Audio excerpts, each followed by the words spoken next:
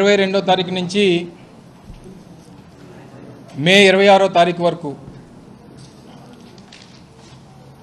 ప్రపంచ స్థాయి సదస్సు అయినటువంటి వరల్డ్ ఎకనామిక్ ఫోరం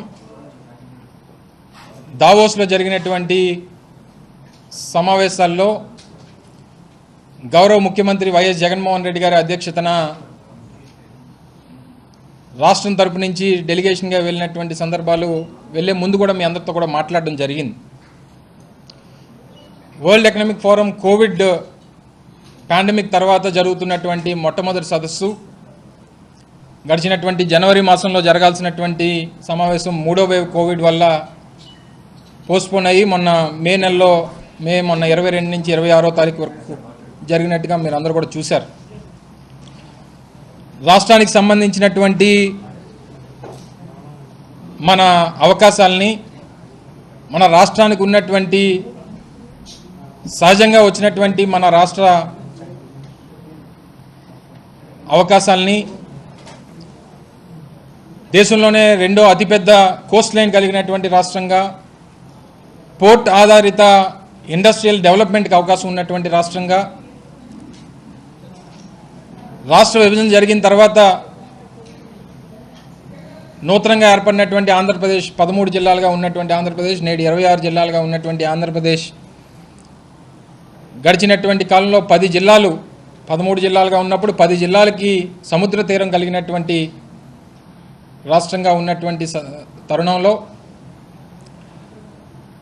రాష్ట్రానికి సంబంధించినటువంటి పూర్తి అవకాశాలన్నింటినీ కూడా ప్రపంచ స్థాయి వేదికల మీద ఫోకస్ చేయాలన్నటువంటి ఉద్దేశంతో ముఖ్యమంత్రి గారి అధ్యక్షతన వెళ్ళినటువంటి సందర్భాలు. ఆ 5 రోజుల పాటు జరిగినటువంటి సదస్సులో 5 రోజుల పాటు మన రాష్ట్రానికి సంబంధించినటువంటి ఒక పెవిలియన్ను కూడా అక్కడ ఏర్పాటు చేయడం, ప్రపంచ స్థాయి నుంచి వచ్చినటువంటి అనేక మంది ప్రతినిధులు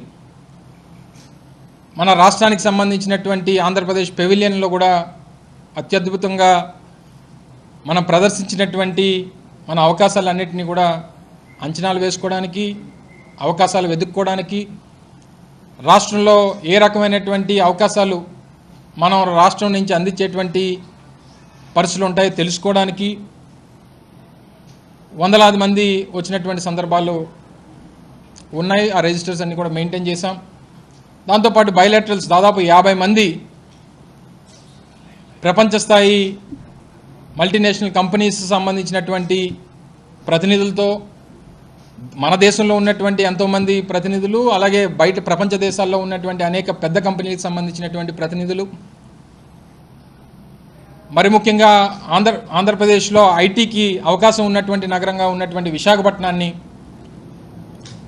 ఒక యూనికార్న్ హబ్గా మనం చేయాలన్నటువంటి ఉద్దేశంతో ఇప్పటికే భారతదేశం నుంచి ప్రాతినిధ్యం వహిస్తున్నటువంటి నూతనంగా ఆవిర్భవించినటువంటి యూనికార్న్స్తోని ఈజ్ మై ట్రిప్ అనేటువంటిది, ఓయో రూమ్స్ సంబంధించినటువంటి వారు, అలాగే నూతనంగా వస్తున్నటువంటి స్టార్టప్ కంపెనీస్ సంబంధించినటువంటి కొంతమంది ప్రతినిధులు, వారందరితో కూడా ఒక బ్రేక్ఫాస్ట్ మీటింగ్ కూడా ముఖ్యమంత్రి గారితో ఏర్పాటు చేసేటువంటి కార్యక్రమాన్ని చేశాం. విశాఖపట్నాన్ని ఒక యూనికార్న్ హబ్గా తయారు చేయాలనేటువంటి ఒక విజన్ ముఖ్యమంత్రి గారు జగన్మోహన్ రెడ్డి గారికి ఏదైతే ఉందో వారి సమక్షంలో వారితో చర్చించేటువంటి కార్యక్రమాన్ని చేశాం. వారిని ఆహ్వానించేటువంటి కార్యక్రమాన్ని కూడా చేయడం జరిగింది. వరల్డ్ ఎకనామిక్ ఫోరం కాంగ్రెస్లో చాలామంది ప్రపంచ స్థాయి నాయకులతో ముఖ్యమంత్రి గారి తాలూకా సమావేశాలు నడిచినాయి. ఆంధ్రప్రదేశ్ పెవిలియన్లో దాదాపు 30-35 మీటింగులు ముఖ్యమంత్రి గారితో బైలాటరల్స్ జరిగినటువంటి సందర్భాలు, దానికి సంబంధించినటువంటి వివరాలన్నీ కూడా మీకు అందించేటువంటి కార్యక్రమాన్ని చేస్తాం.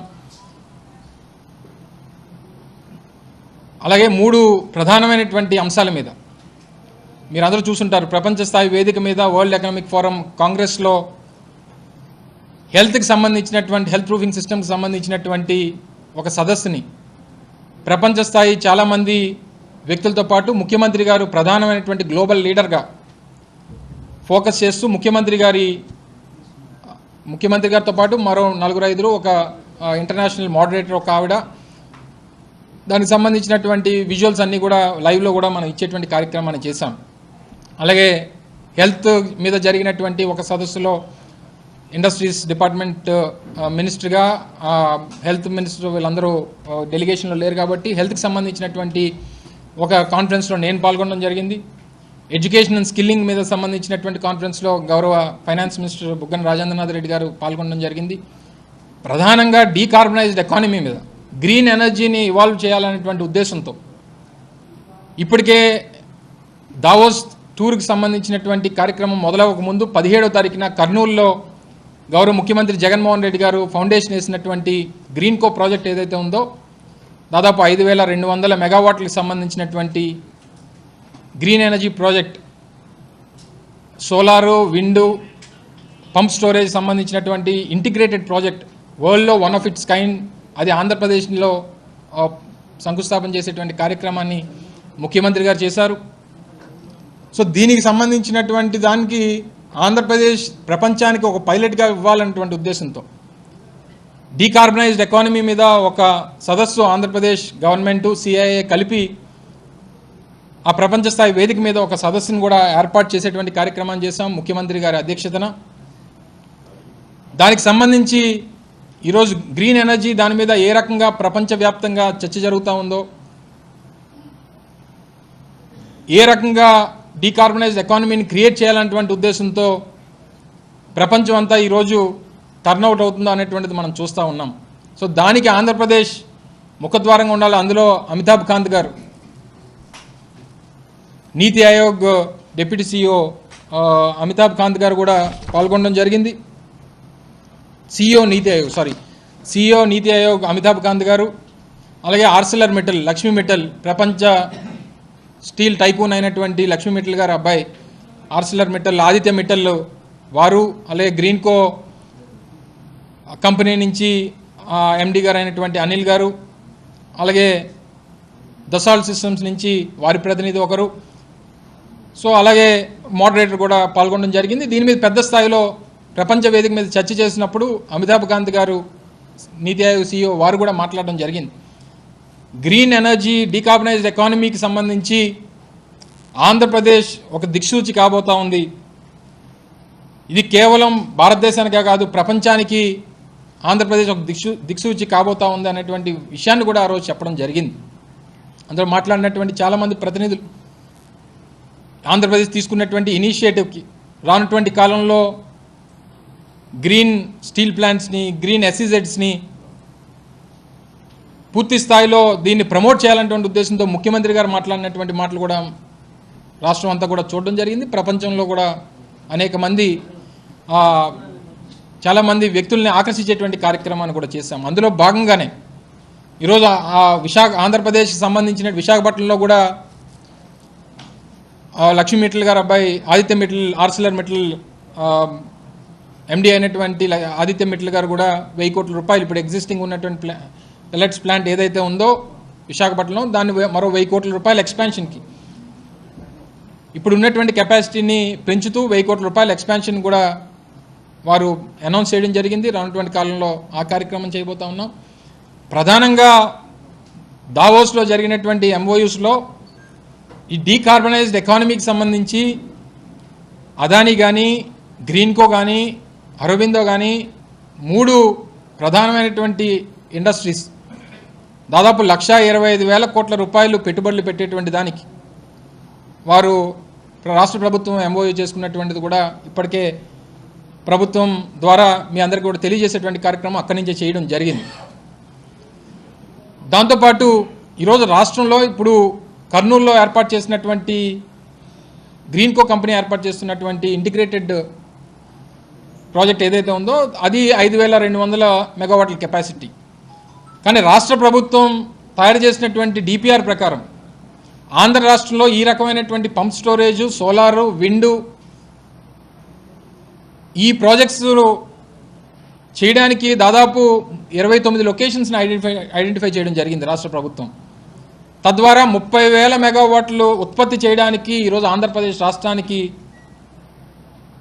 అవకాశం ఉంది అనేటువంటి విషయాన్ని కూడా ముఖ్యమంత్రి గారు మొన్న జరిగినటువంటి సదస్సులో చెప్పడం జరిగింది. తద్వారా మీ ద్వారా కూడా తెలియజేసేటువంటి కార్యక్రమాన్ని చేస్తూ ఉన్నాం. ఈరోజు అందులో భాగంగా పెట్టుబడులు పెట్టడానికి ఈ ప్రధానమైనటువంటి 3 సంస్థలు ముందుకొచ్చాయి. వారు పెట్టుబడులు పెట్టడానికి సిద్ధంగా ఉన్నారు. ఎంఓయూలు చేసుకున్నారు. లొకేషన్స్ ఇప్పటికే ప్రభుత్వం ఐడెంటిఫై చేసింది. ఉన్నటువంటి లొకేషన్స్లో దేన్నన్నా, ఎందుకంటే సోలార్ కానీ లేదా విండ్కి కానీ దానికి ఉన్నటువంటి అవకాశాలు, ఫీజిబిలిటీ అనేటువంటిది చాలా ఇంపార్టెంట్. ఆ ఫీజిబిలిటీ అనేటువంటి ఉన్నటువంటి ప్రాంతాలని ఈరోజు ఐడెంటిఫై చేసేటువంటి కార్యక్రమాన్ని చేశాం. సో తద్వారా ఈ ప్రధానమైనటువంటి పెట్టుబడులు వచ్చేటువంటి కార్యక్రమం, దాంతోపాటు మిగిలినటువంటి అనేక మంది ప్రతినిధుల్ని కలిసేటువంటి కార్యక్రమాన్ని ముఖ్యమంత్రి గారు చేశారు. వరల్డ్ ఎకనామిక్ ఫోరం ఫౌండర్, మీకు గతంలో చెప్పినట్టు క్లాస్ క్వాబ్ గారిని, ఫౌండర్ గారిని మొదటి రోజు కలిసేటువంటి కార్యక్రమాన్ని చేశాం.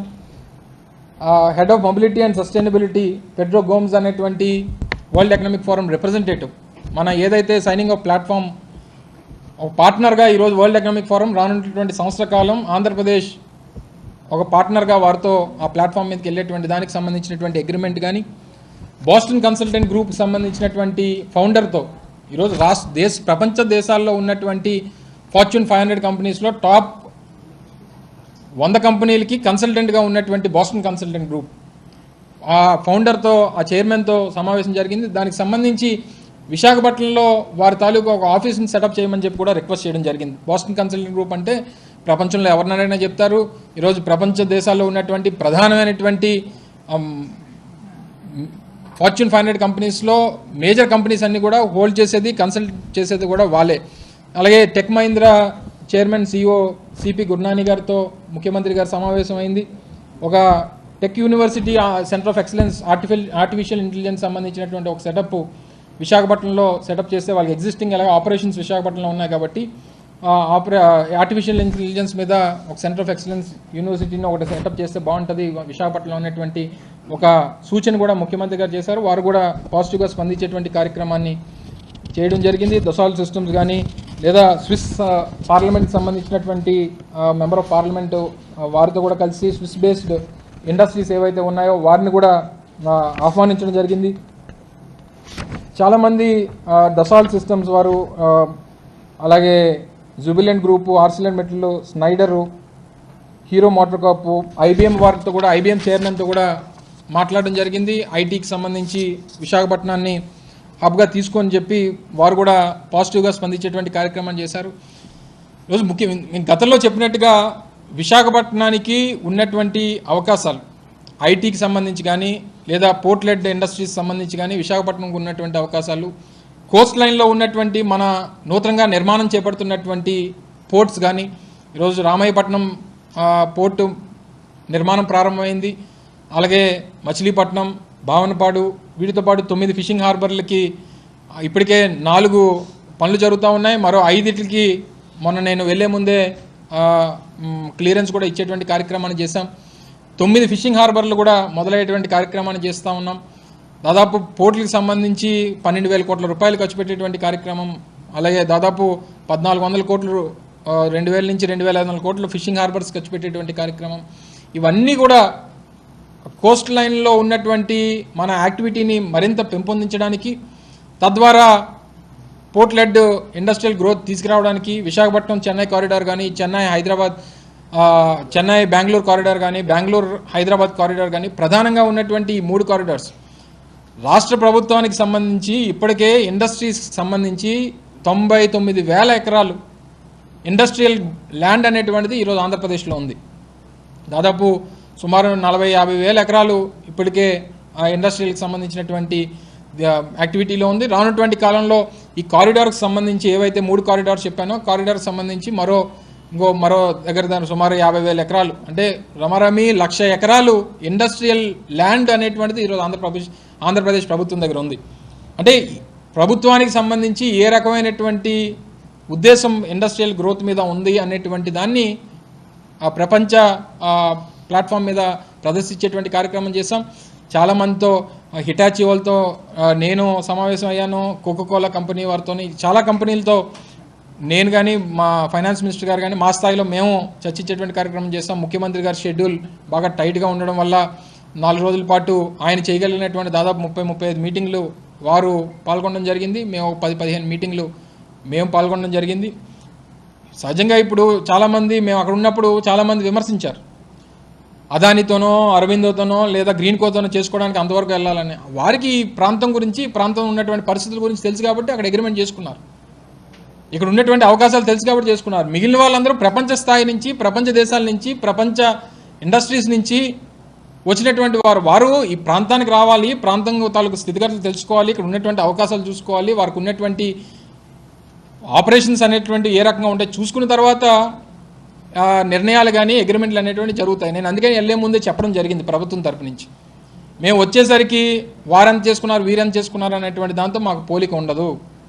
మేము జరిగేది జరగబోయేది జరిగేదానికి అవకాశం ఉన్నటువంటి గురించే మాట్లాడగలం. ఊహించి ఏదో ప్రజలకు చెప్పి మభ్యపెట్టేటువంటి పరిస్థితుల్లో మేము లేము. ఈ రకమైనటువంటి అంశాల మీద కలిసినటువంటి హిటాచీ వాళ్ళతో మీటింగ్ అయితే హిటాచీ వాడి దగ్గర నుంచి ఎంత ఇచ్చాం. హీరో మోటార్ కార్ప్ వాళ్ళు ఇప్పటికే ఎస్టాబ్లిష్మెంట్స్ ఉన్నాయి. చాలామంది ఇప్పుడు ఐబీఎంతో కలిసిన ఐబీఎం వాళ్ళు ఎంత పెడతానన్నారు.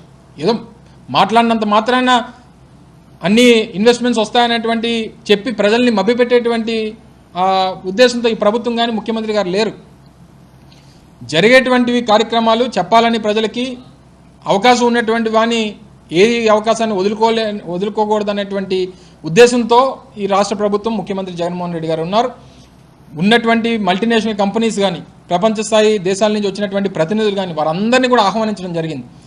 వారికి ఉన్నటువంటి ఇక్కడ పాయింట్ ఆఫ్ కాంటాక్ట్స్ భారతదేశంలో ఉన్నటువంటి పాయింట్ ఆఫ్ కాంటాక్ట్స్ కానీ లేదా వాళ్ళకి ఆపరేషన్స్ లేకపోతే వారినే నేరుగా రమ్మనేటువంటి కార్యక్రమం కానీ అందరినీ కూడా ఇన్వైట్ చేశాం.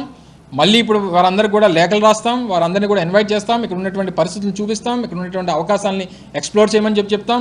ఎంత మేరకు ఈ రాష్ట్ర ప్రభుత్వం వారు పెట్టేటువంటి పెట్టుబడులకి సహకరించగలదో తద్వారా ఈ ప్రాంతానికి మేలు చేయగలుగుతామో అన్నీ కూడా చేయడానికి సిద్ధంగా ఉన్నాం అనేటువంటి ఒక పాజిటివ్ వైబ్స్ని ఈరోజు కలిసినటువంటి ప్రతి ఒక్కరికి కూడా చెప్పేటువంటి కార్యక్రమం చేయగలిగాం.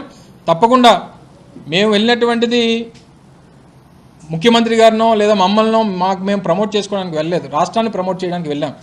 ఇది ఈ రాష్ట్ర ప్రభుత్వం జగన్మోహన్ రెడ్డి గారు అధికారంలోకి వచ్చిన తర్వాత మొట్టమొదటి విదేశీ పరిశ్రమల కోసం చేసినటువంటి పరిశ్రమల పెట్టుబడుల కోసం చేసినటువంటి పర్యటన. మొట్టమొదటిసారిగా వెళ్ళాం, ఒక పాజిటివ్ నోట్తో వెళ్ళాం, పాజిటివ్ వైబ్స్తో వెళ్ళాం. మంచి సమావేశాలు జరిగినాయి, మంచి ఇంటరాక్షన్స్ జరిగినాయి.